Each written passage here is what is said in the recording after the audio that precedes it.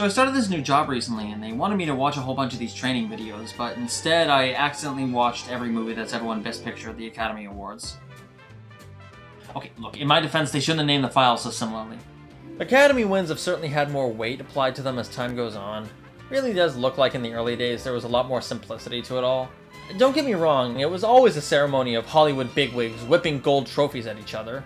But within the last few decades, it's been built up to such an insane degree that in a lot of ways it's less about the award itself and more about the honor and bragging rights. I'd like to thank all of the people who contributed to this picture all over again, and all of you. Thank you again. You know what? What is this? Like if you win, it somehow retroactively puts you at the top of your field. It's a selling point. If your movie wins an Oscar, you can plaster that onto your Betamax covers. And the most coveted one is the top prize, the Best Picture, signifying that if you win, you made the best movie of that entire year, looking down on all those other movies with disgust. Now, I watch the Oscars every year and try to predict who's going to win it. I even made a puzzle with all the winners to remind myself what they're up against. But is that actually the case for the winners? Are the Oscars some sort of litmus test to see if you made a good movie or not that year? Well, I want to figure out if that's true, so today we're going to one by one go through every single movie that's ever won Best Picture at the Academy Awards. The first one up is Wings. Well, starting us off is the only silent film on this list. Made the same year as the first talkie, so right out of the gate this movie is wildly dated. No, but I did enjoy this a bit more than I thought I would. The pacing and editing were very tight for a 2.5-hour movie. The highlights, though, are definitely the flying scenes. This is back when everything had to be done practically, and for the most part the effects are seamless. The story itself was pretty standard, but overall it was a good watch, and being that it was made not long after World War I adds a level of authenticity that you wouldn't find in anything made sense. Also, fun fact, as of this year it's in public domain, so now you have no excuse to not watch it. If I were to give it a rating, it would get a 7 out of 10. Next up is the Broadway Melody. I was expecting to not get a whole lot out of this. I was right. This is more interested in giving people that 20s vaudeville experience.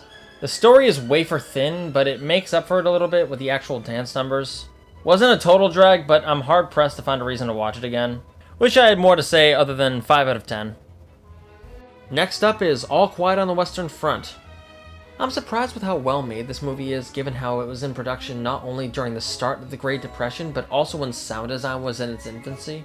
Sure, this means that most of the performances are very hammy since actors were used to acting with their bodies and not their voices, but the battle scenes are still very impressive, and it does a great job in putting you in the perspective of a soldier and seeing his innocence stripped away. I prefer the Netflix film if given the choice between the two, but it's still a very effective and important film. 8 out of 10. Up next we got Cimarron.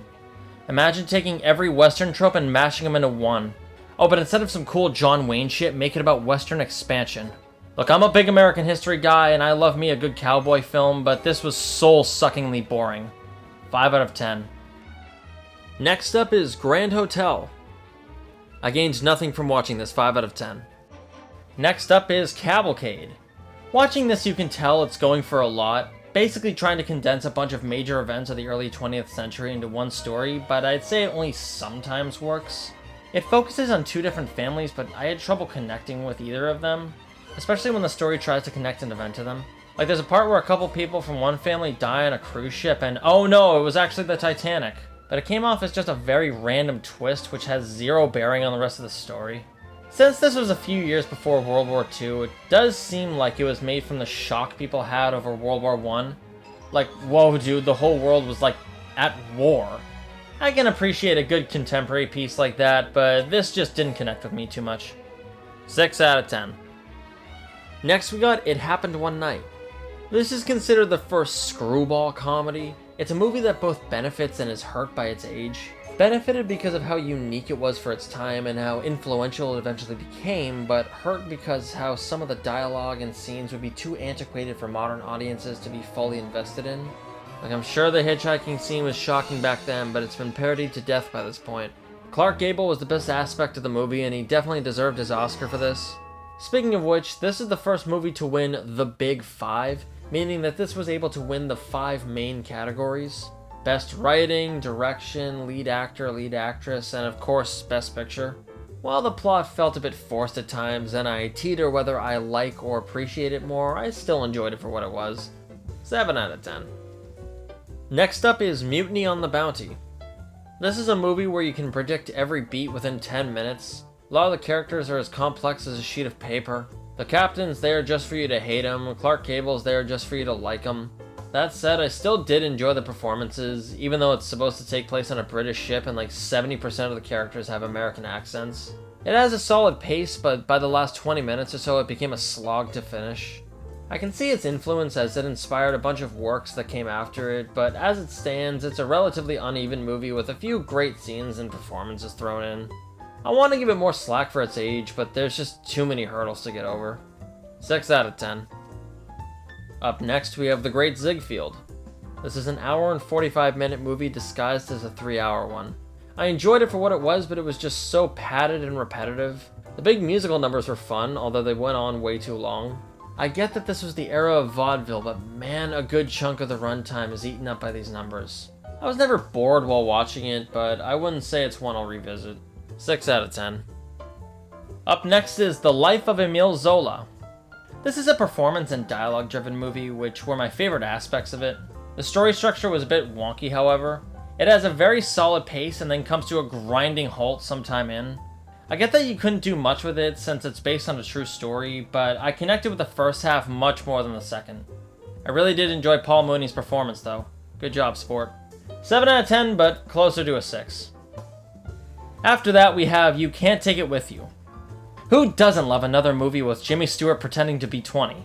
A lot of what I enjoyed about this film comes from the comedy, which I was surprised with how much of it landed for me. This is based on a play, so the dialogue is sharp, but that also means it only takes place in like 5 locations. Sometimes I found myself checking out when they stay in the same area for a while. But it still was an overall solid experience, and I really did enjoy the ending. 7 out of 10. Next up, we have Gone with the Wind. There's a reason that this was like the movie everyone talked about for like 50 years.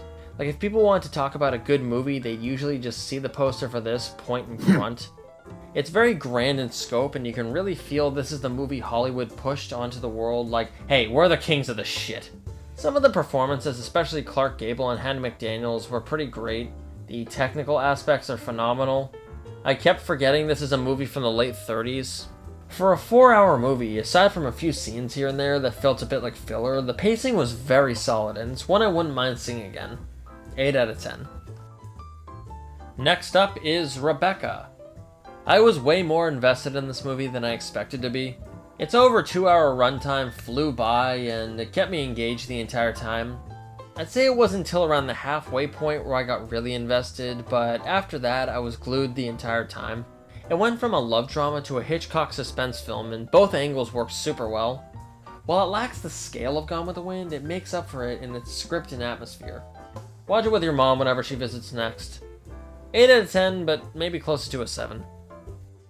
And after that, we have How Green Was My Valley. This is a movie I got a lot out of visually. All the shots are incredibly well composed, but I mean that's par for the course for John Ford.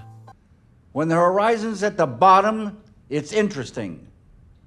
When the horizon's at the top, it's interesting. When the horizon's in the middle, it's boring as shit. Now, good luck to you. And get the fuck out of my office. But I'd say the visuals and the overall tone is a bulk of what I got out of it. The story felt less about the plot and more about the family dynamic, which, don't get me wrong, is well done and all, but there are times when an interesting plot point is brought up and is more or less just not focused on. I get that it was trying to show the village dynamics as a whole, but even with no expectations going in, I was left wanting a little bit more. 7 out of 10. Next up is Mrs. Miniver.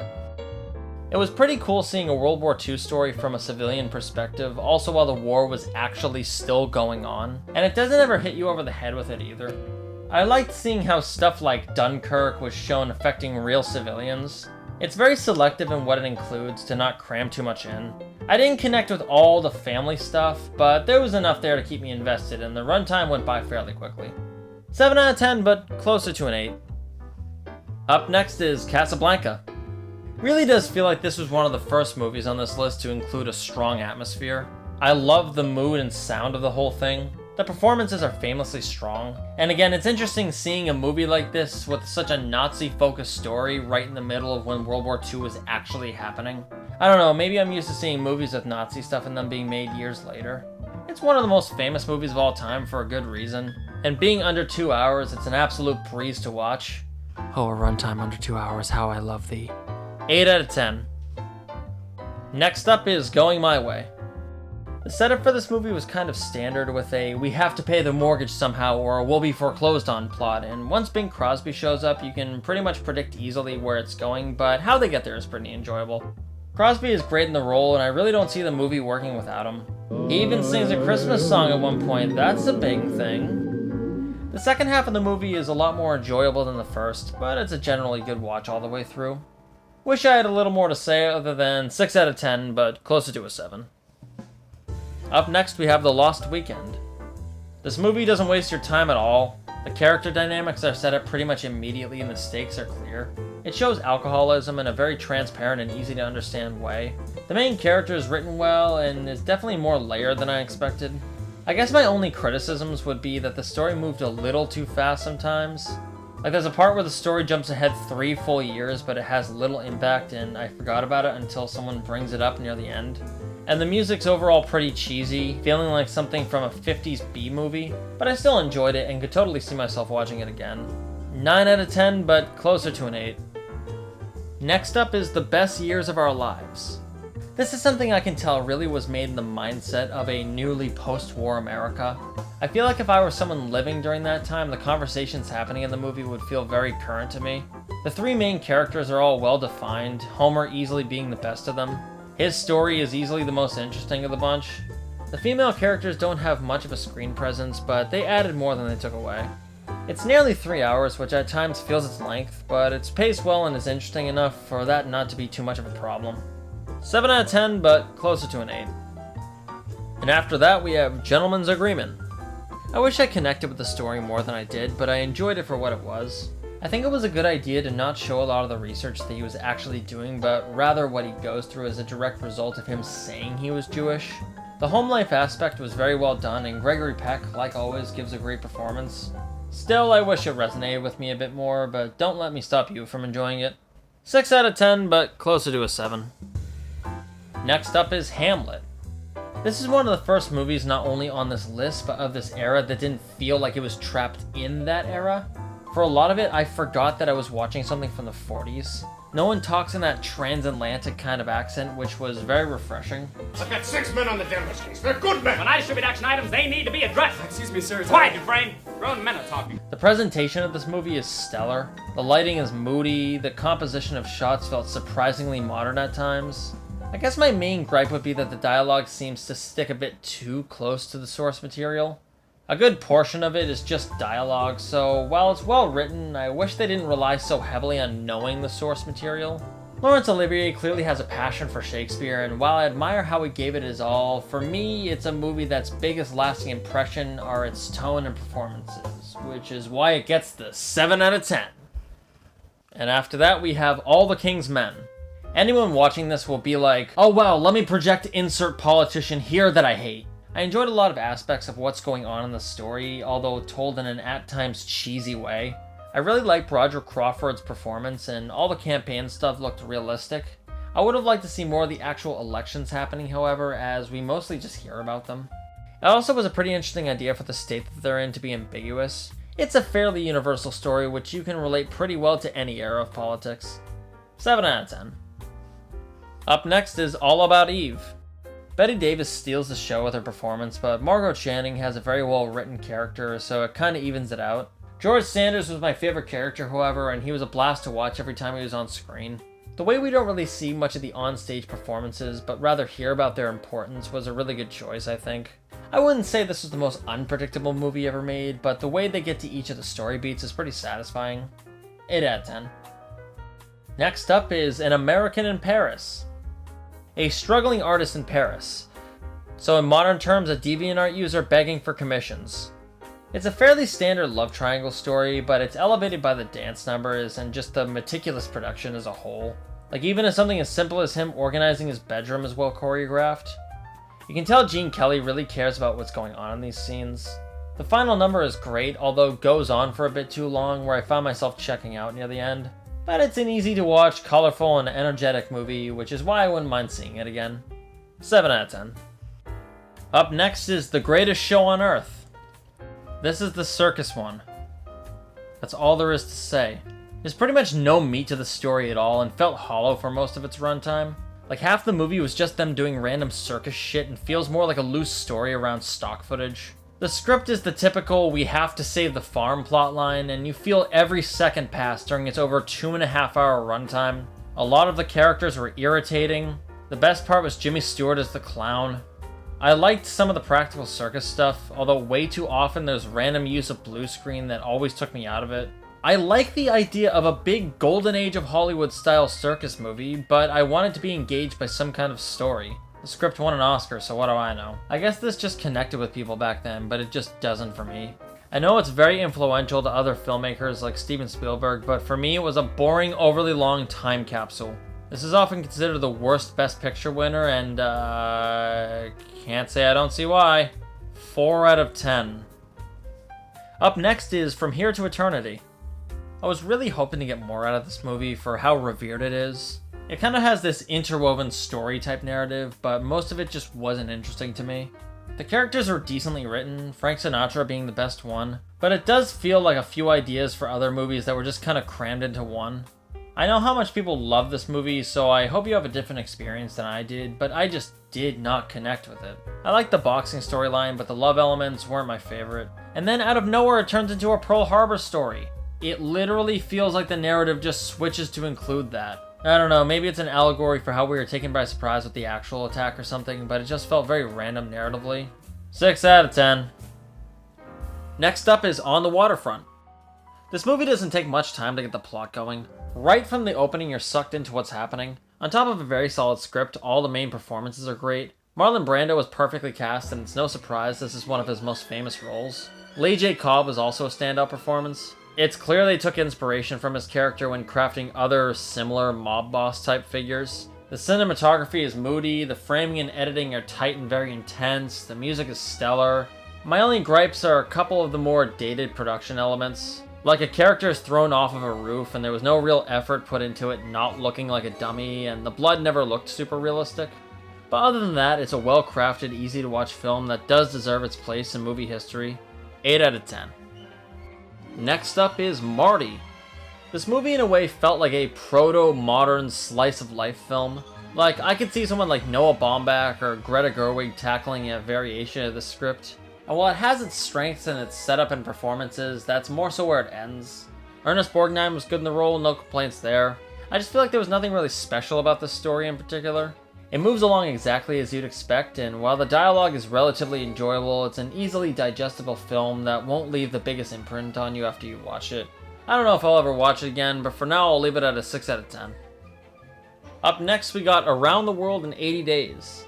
It's not to say I didn't enjoy this, but I wasn't left with too much of an impact by the end. I understand why it won though, it was for the spectacle. I could see myself as a kid in the 50s absolutely loving this movie, but that's the inherent problem. It's clearly more focused on the spectacle than the story. It doesn't have much going on narratively, with a lot of the conflict feeling a bit forced. It has amusing scenes and characters, Cantinflas easily being the best, but overall it's a mildly enjoyable product of its time that doesn't feel its 3-hour runtime. 6 out of 10, but closer to a 5. Next up is The Bridge on the River Kwai. If there's one thing I call this movie, it'd be satisfying. The story is laid out very well and we see what happens each step of the way. Something I'm a big sucker for are procedural stories. You know, where a bunch of the runtime is taken up by characters planning how to do the thing and then they do the thing. That's one of the ways this movie excels. Alec Guinness is a standout and easily earned his Oscar. My issue with it would be that I wish they spent more time on the bridge storyline and a little less on the mission to blow it up, but they're both engaging enough. Check it out whenever you can. I know your grandpa likes it and probably has a copy you can borrow. 8 out of 10. Next up is Gigi. Imagine watching an entire movie where nothing happens. 5 out of 10. Next up is Ben-Hur. When you hear the term Hollywood epic, this is probably what comes to your mind. The story is so wide in scope, it's almost shocking. The chariot scene... I mean, come on, you already know how good it is. I'm still amazed with how they pulled a lot of this stuff off. It's a long movie that sometimes drags, but whenever you feel like checking it out, it'll probably provide enough to keep you interested. Love it, 8 out of 10. Next up is The Apartment. The best phrase I could use to describe this movie is well executed. Everything from the script to the pacing to even the acting flow in a very precise way. What I look for in a movie is that the story and dynamics don't take much time to be set up. This is a good example of being clear within the first few minutes while also not feeling rushed at any point. 8 out of 10. Next up is West Side Story. This is a movie I've warmed up to more over the years, and each time I watch it I do find more to appreciate about it. The technical aspects and direction were great throughout. The standout performances in the movie were definitely Anita and Bernardo. While I do slightly prefer the Spielberg remake over this one, I do think they're equally good and have different strengths and weaknesses. 8 out of 10. Up next we got Lawrence of Arabia. I can't really think of what I could add in telling you how great this movie is. It's like saying Cinnabon is great. It is, but am I breaking any ground by saying that? I put off seeing this movie for years and I kind of regret it. It does as much right as you can with a movie. All the technicals are great, the cinematography is iconic, the music is stellar and sticks in your head, the direction is wildly ambitious, the performances are fantastic, the pacing is great. Its nearly 4-hour runtime is a breeze to get through. I guess my only real drawback is the story at certain times didn't grab me, but most of the time it did. This is one of the most respected films in history, and I can absolutely see why. I'm glad that I saw it, and if you still haven't, consider yourself lesser of a person. 9 out of 10. Coming after that is Tom Jones. This is a movie I do see connecting with audiences at the time. It has the trappings of a period film from that era, although its sense of humor being something you don't often see with these movies, such as breaking the fourth wall and speeding up the footage for comedic effect. In some ways it felt like a proto-Monty Python in that way. I enjoyed most of the performances, especially Albert Finney, but there's not too much that'll make me want to revisit it aside from parts like the dinner scene or the hunting scene. I don't know, maybe I'm just underwhelmed after seeing Lawrence of Arabia. 6 out of 10. Next up is My Fair Lady. This is the kind of polished studio film the Academy ate up at the time, but while checking a lot of the boxes they expect, it is still very good. The production elements are pretty much great throughout. I love the way the movie looks and the set design is outstanding.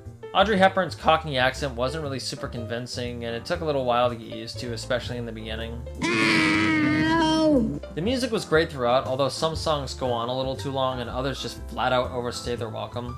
The movie does drag a little here and there, but overall it was very engaging. 7 out of 10. Next up is The Sound of Music.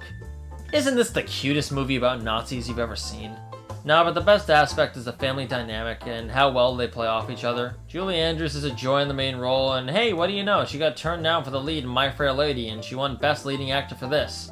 Ha! Suck it! The runtime goes a lot quicker than you'd expect, but at times I felt myself checking out. It's a movie I got a little bit more out of visually and song-wise than narratively, but I do understand how it connects with so many people on all fronts. 7 out of 10. Next up is A Man for All Seasons.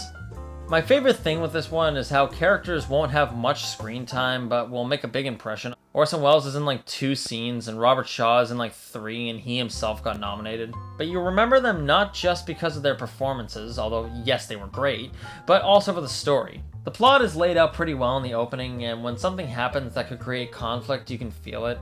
I wish I got more out of the story, but it was still enjoyable. 7 out of 10, but closer to a 6. Next up is In the Heat of the Night. This has probably one of the best setups for a movie I've maybe ever seen. The first 20 minutes or so established the plot so well that I was hooked for the rest of it, but I will say there is a good chunk in the middle where it feels like a standard mystery story. Don't get me wrong, a good amount of the story was great, and oh man does it have some good reincorporation, but I wish the rest of the story was as engaging as the first bit was. It doesn't hold it back from being a very good film though. 8 out of 10. Next up is Oliver! The story of Oliver Twist wasn't one I was super familiar with or that interested in. However, this is a film I very much enjoyed. The sense of different locations and otherworldliness is felt here, which helped its near flawless set design. Oliver himself was kind of forgettable, but many of the other characters were very memorable actually. Dodger and Fagin were easily the highlights. I'm a sucker for well choreographed music numbers, and here they're extremely well done. There are some standouts like Consider Yourself and I'd Do Anything. This is a big budget musical in every sense, and I could see myself checking it out again. 8 out of 10. Next up is Midnight Cowboy. The late 60s, early 70s is when less of the bigger studio movies started being developed and more so smaller indie films. This is the first Best Picture winner that felt like it was on a more intimate scale. I am a little surprised this won given the subject matter and the less polished feel it has, but I am glad that it did. Jon Voight is great as Joe Buck, but the standout performance is Dustin Hoffman as Ratso. The story is great, the music is catchy, the editing is frantic. It's an easy to watch film that kept me hooked the whole time. 8 out of 10. Next up is Patton.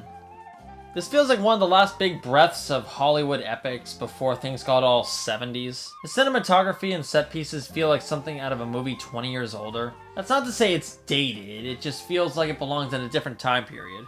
I like Scott's performance, and the opening scene is worth seeing on its own. It's a big epic Hollywood war film that you won't see much else like on this list. 8 out of 10. Next up is The French Connection. A lot of the movies up to this point feel like they were chosen for Best Picture because of the subject matter or historical impact the Academy thinks it will have, rather than if it's necessarily the best movie of that year. This, however, couldn't be farther from that. This is a movie that really anyone can enjoy. It's engaging the entire time. I don't even need to tell you how it has the greatest car chase in history, because it does. Gene Hackman gives a career best in my opinion. The direction is superb. William Friedkin is a crazy person, so it's no wonder that he was able to pull off a lot of the stuff here. It's a briskly paced film that I could watch at any time. 8 out of 10, but closer to a 9. Next up is The Godfather. I genuinely don't know what else I can add when discussing this. Every time I watch it, there's always something new to appreciate. Probably the best aspects of it is the fact that it's not just a typical gangster movie with a bunch of loud Italian guys spouting catchphrases with the soundtrack being made up of needle drops. Sorry, I'm just really sick of movies trying to be good, fellas. It's a character drama first and foremost, which makes it work as well as it does. This is an instance where it absolutely deserves the best movie of the year slot. This is as good as films get, 10 out of 10. Next up is The Sting.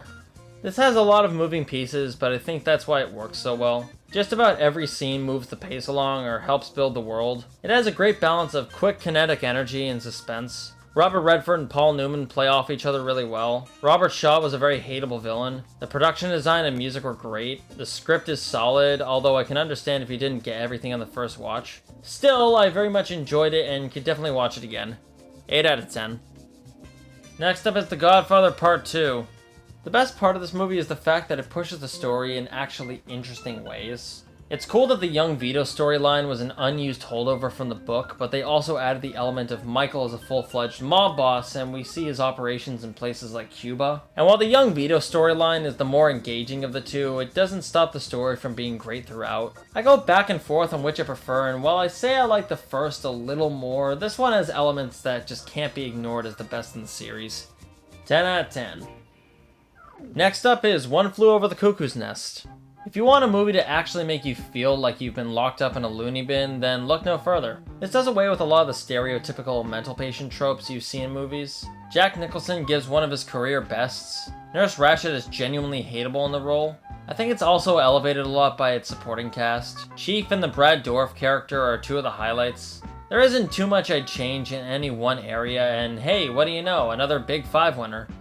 9 out of 10. Next up is Rocky. I could watch this movie endlessly. It's a very straightforward underdog story with no fat in the script at all. I think it benefits from the fact that this is a drama love story with boxing in it rather than a straight up boxing movie, which in my opinion is the issue with the other Rocky movies. Aside from that one scene, every scene in the movie is great and memorable. It's impossible to watch this and not be put in a good mood. Love it to death, 9 out of 10. Next up is Annie Hall.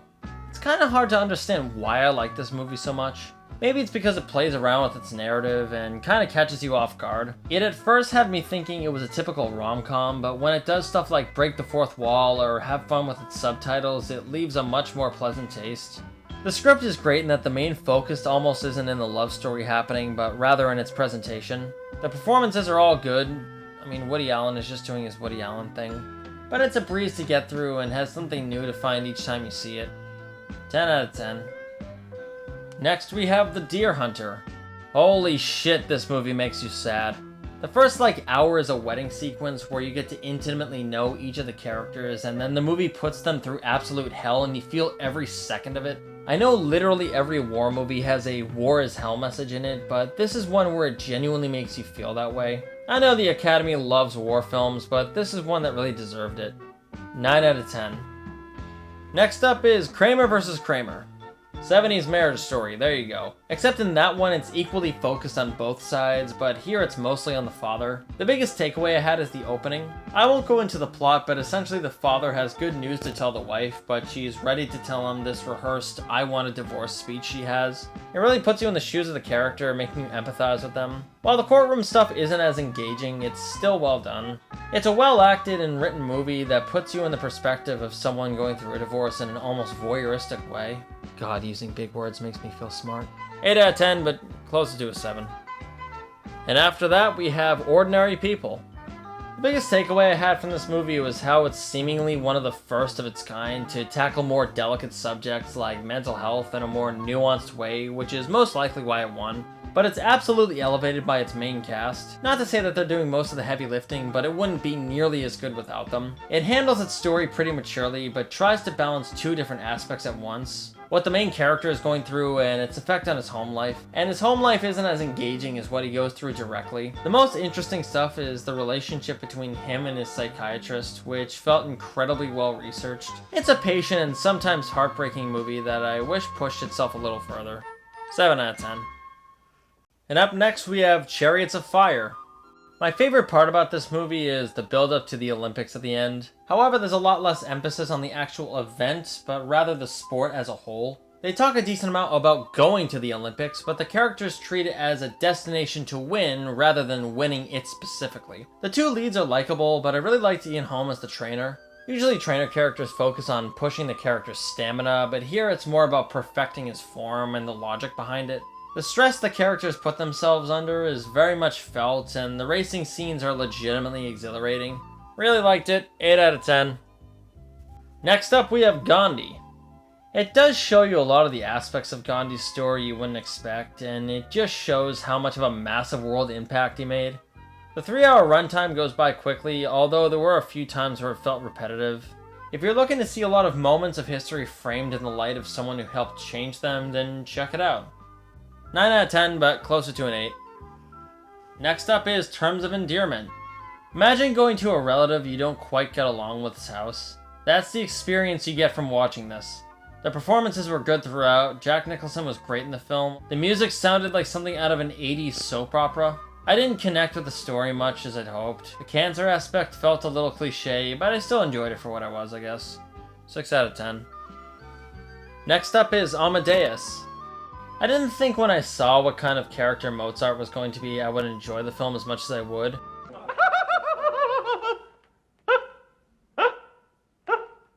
However, you quickly realize that it helps contrast Salieri in the film, which by the way are two fantastic performances, although F. Murray Abraham as Salieri is much more of a standout. The confessional aspect of the film adds so much more than your typical recounting the events framing device. I'm not even the biggest classical music fan, but I could endlessly watch this one, and I would recommend it to anyone. 9 out of 10. Next up is Out of Africa. I really tried to get into this movie, but there's not too much to suck you in. The story drags and almost feels repetitive at times. Meryl Streep did a great job as usual. Robert Redford was good, but he's just doing his normal Robert Redford thing. The technicals were mostly great, especially the cinematography, but aside from that, not much else is noteworthy. The story is set up nicely, but it almost feels like it's trying too hard to force its love story. To me, there's a difference between a patient movie and a boring one, and this one feels somewhere in the middle. 6 out of 10, but closer to a 5. Next up, we have Platoon. The Academy has always really liked to honor war movies, as you've seen. So they gave it to this because they feel like this would be the war film for that time. But you know what?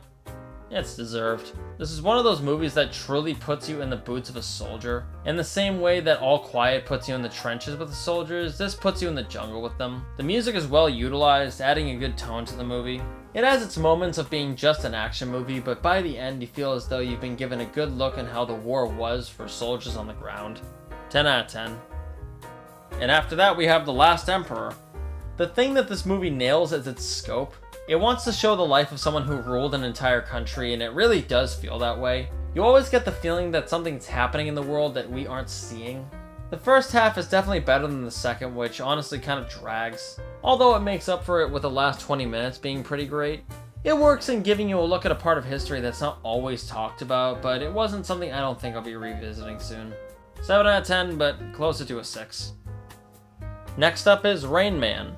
Now, Tom Cruise pseudo-kidnapping his autistic brother, played by Dustin Hoffman, on paper sounds like the worst thing of all time, but this movie is actually very good. It handles the subject matter pretty tastefully, with clearly plenty of research into the behaviors found there, while also keeping the audience in mind since it wasn't as well known as it is today. I think that's where its strengths are. It deals with it in an authentic way while not feeling exploitative. This isn't just some road trip movie where Dustin Hoffman is used for comedic relief. Thank God. It's an honest look about how these things can affect those involved. 8 out of 10. Next up is Driving Miss Daisy. And up next we have Dances with Wolves. Okay, so just to confirm, he does dance with a wolf, don't worry. I actually enjoyed this movie a bit more than I thought I would. For a while I just saw it as that movie that was kind of remade 20 years later, but it did surprise me in a few different ways. It does drag a bit near the end and the narration is heavy-handed, but the bigger issue is that the story kind of flirts with interesting ideas rather than deeply exploring them. I felt that it should go further with what it's showing, but instead it just stays at a particular level. It's clearly a thoroughly researched passion project, and I can respect it plenty for that. Won't stop me from giving it the big ol' 7 out of 10 though. And after that we have The Silence of the Lambs. This is the first time a horror movie won Best Picture. Yes it is, yes it is, yes it is, yes it is. But it's easy to see why. This is another instance of a movie that really was the best of the year that it won. Sure, it has plenty of subtext, great direction, a fantastic script, and amazing performances. Hey, look at that, another Big 5 winner. But it leaves such an impression on you when you see it. I'm sure if you watch it and then leave it alone for like a decade, you're gonna remember pretty much all of it. 9 out of 10. And after that, we have Unforgiven. You like westerns? Tolerate Clint Eastwood? Well, this is the movie for you. This has the same plot you'd find in the typical spaghetti westerns he did, however, this one is elevated a lot more subtly by its script and some great performances.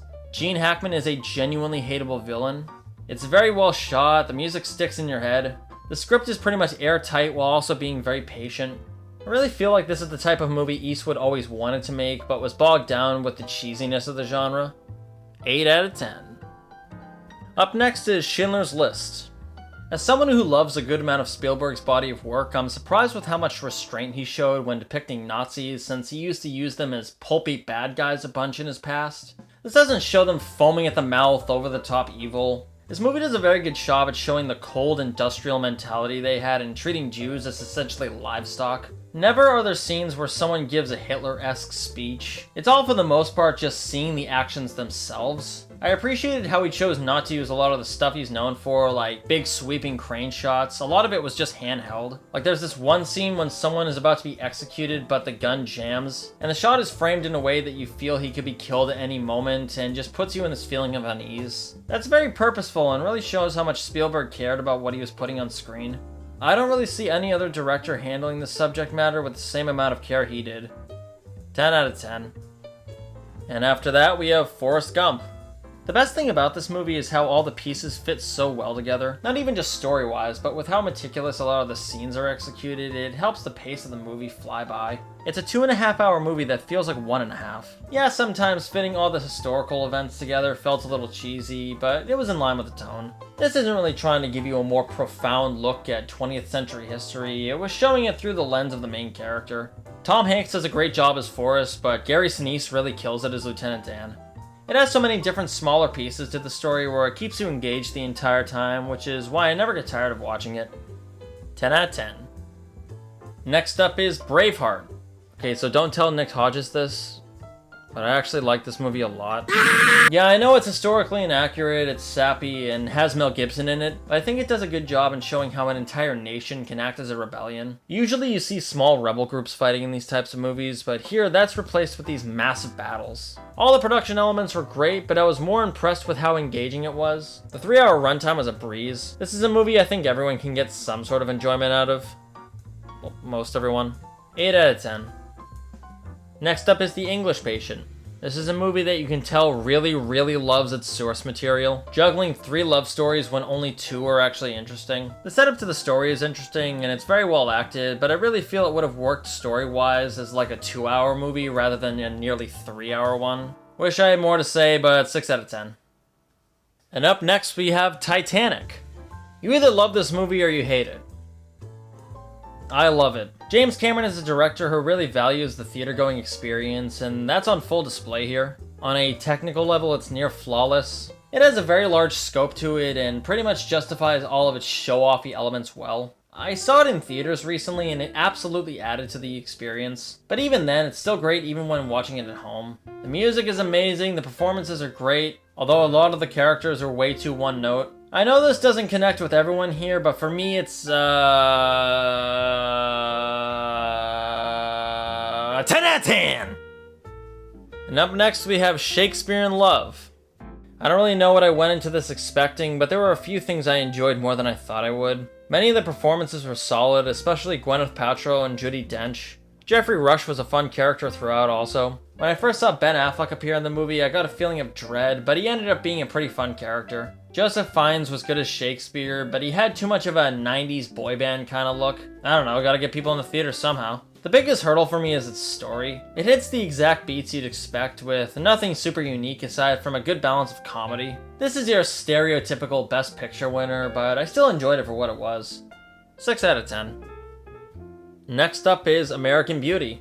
This is a movie where when you first put it on, you don't expect the pieces to be as well done as they are. The direction, script, performances, and cinematography are all top-notch. It takes characters we've seen a million times and scenarios we've seen a million times, like a closeted conservative type or a bored-with-life father, but here it's done in a very dense and polished way.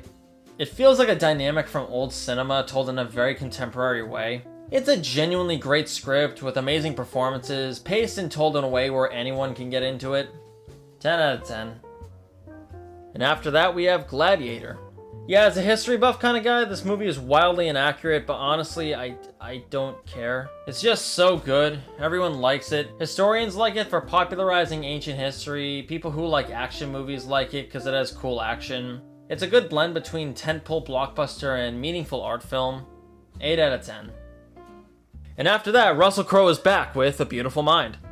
I like how the twist of this movie is told like halfway through, so instead of being used for cheap shock value at the end, you actually see it resonating and affecting the rest of the story. The way it presents schizophrenia is very stylistic, but never romanticized. Russell Crowe was great in the lead role, although the college scenes were a little hard to take as seriously as I wanted since he looked 30 in them. Still, I liked what it was going for. It's funny, it's serious, it's heartbreaking at times. I feel like most people will get something out of it. 8 out of 10. And after that we have Chicago. This is definitely one of the most recent true musicals Hollywood has put out.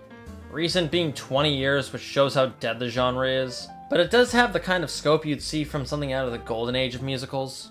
Maybe that's why the Academy went nuts for it. They thought, hey, that's a genre we really like.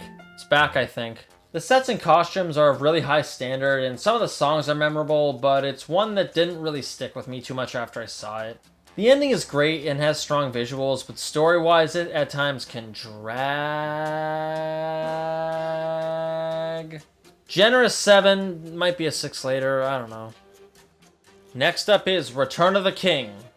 I feel like this one is sort of a retroactive win for the whole trilogy since each of them got a Best Picture nom. Personally, I don't consider this the best of the 3, but that's not trying to downplay it. It clearly has the most money behind it of the 3, and the talent behind it knows how important it is to get the final installment right. The performances, especially Elijah Wood and Sean Astin, are great. I've never read the books, but the obvious creative liberties made it flow narratively very well. It's a high genre film done as seriously as you can make it, and who man is it an ever satisfying way to end the trilogy.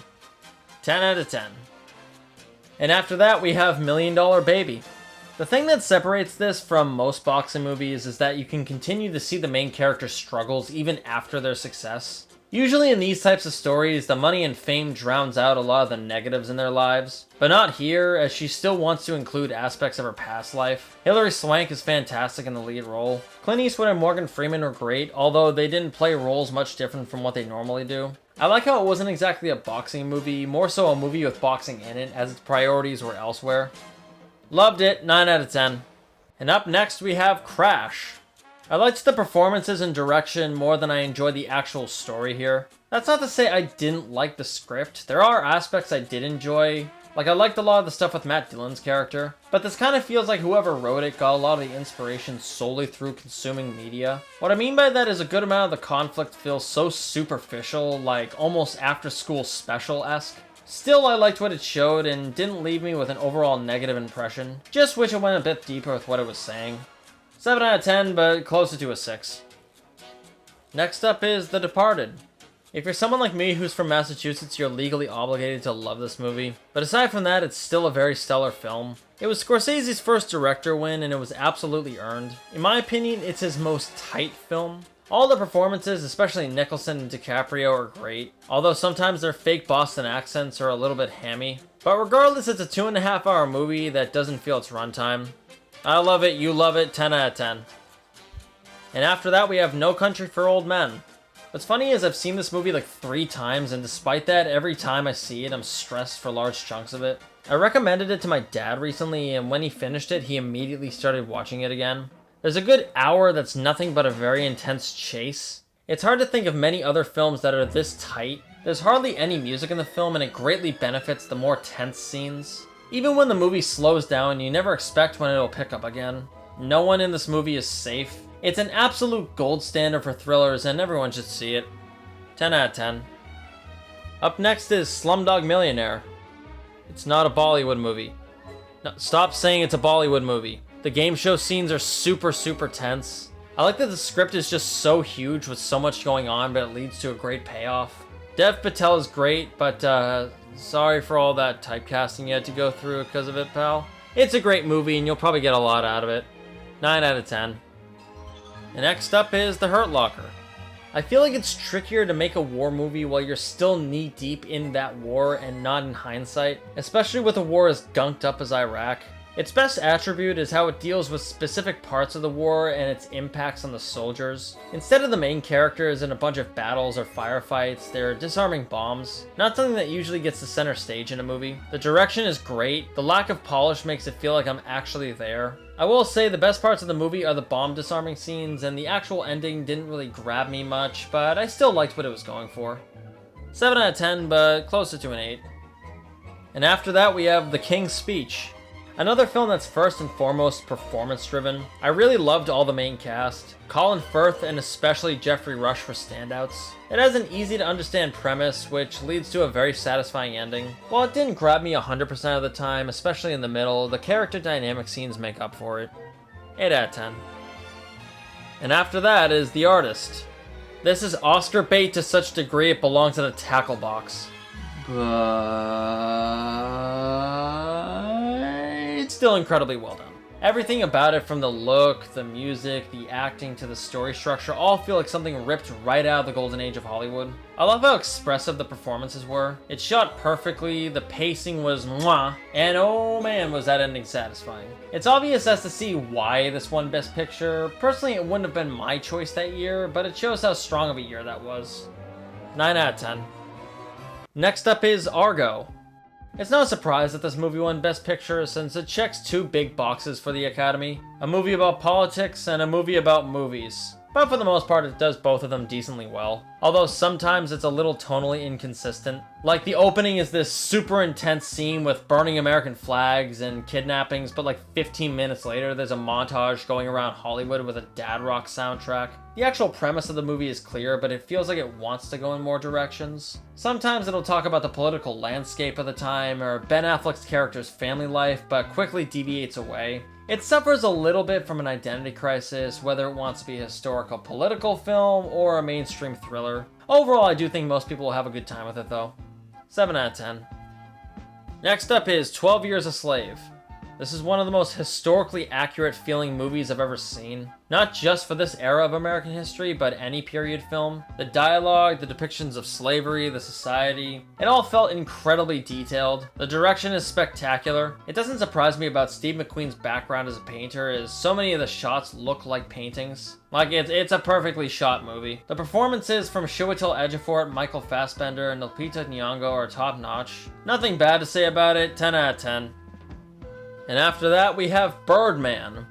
Think of anything wrong with a movie. This doesn't have it. This is a movie that's truly firing on all cylinders. The acting, direction, and script are near flawless, all within an under 2-hour runtime. Isn't that beautiful? I wasn't super crazy about the ending, but that doesn't stop it from being a near perfect film. 9 out of 10.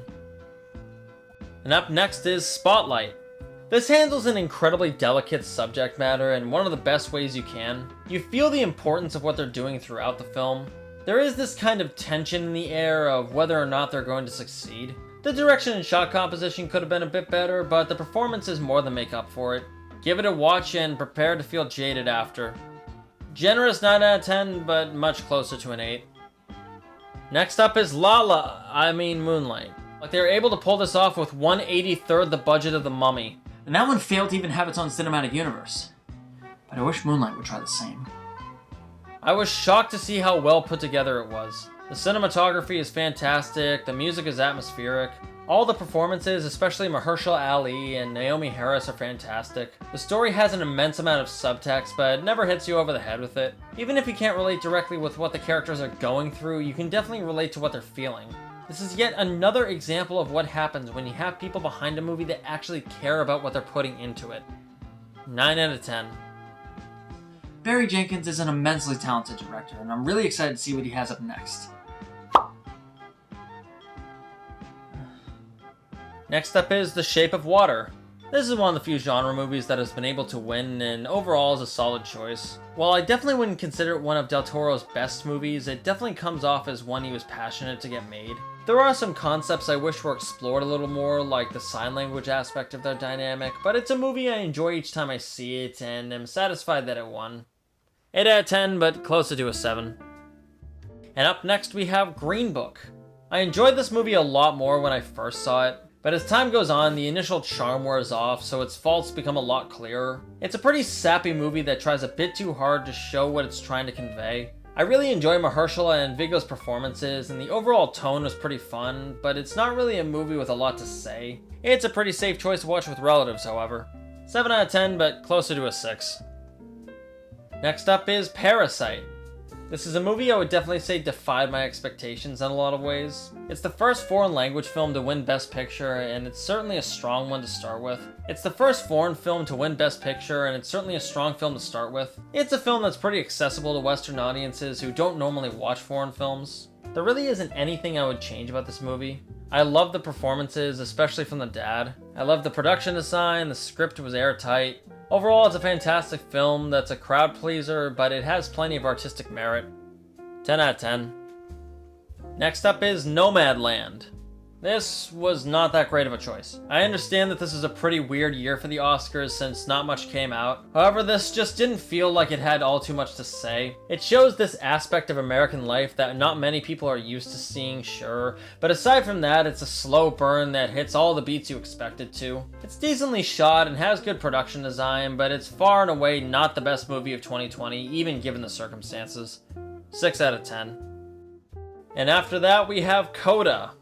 I had to endure how terrible Apple TV is just to watch this. The best thing about it is the family dynamic. I enjoyed Troy Kotsar's performance a lot, definitely earning his Best Supporting Actor Oscar.